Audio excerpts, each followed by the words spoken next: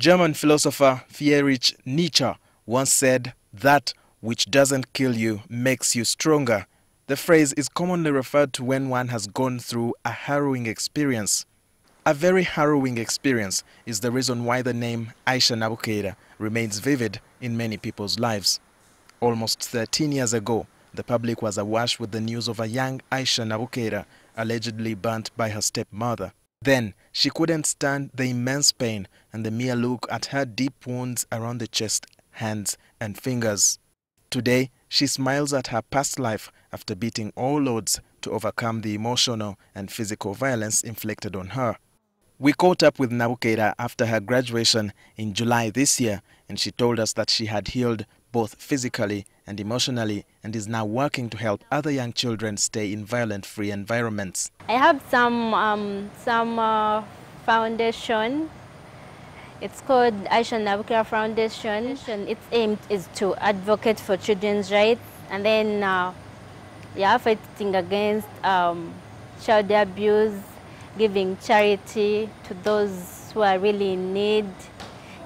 Sensitization. I remember our first outreach was in Luwero, where we went to some school. It's some UPE school. It's called Nachigonya school, and then we paid for some children school fees. Yeah, it was our own money. Nabukeera graduated with a bachelor's degree in social works and social administration from Uganda Christian University. She says what she suffered largely contributed to what she is today, but feels there is need for more protection of children from violence. Many kids out there are being abused and nothing is being done by the government.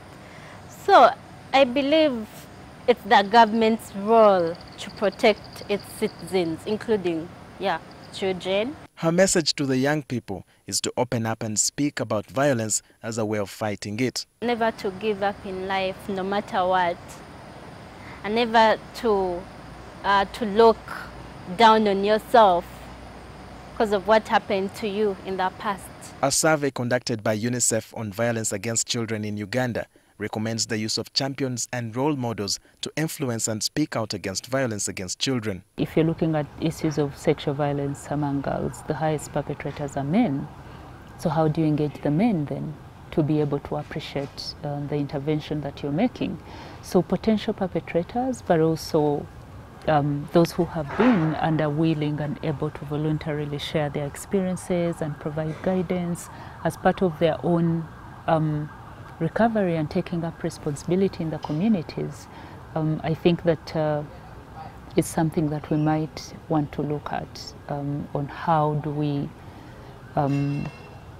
target those who are causing violence against children. The report shows that role models mobilize individuals and communities to reduce the practice. We want to work with cultural institutions because some of the abuses are culturally embedded.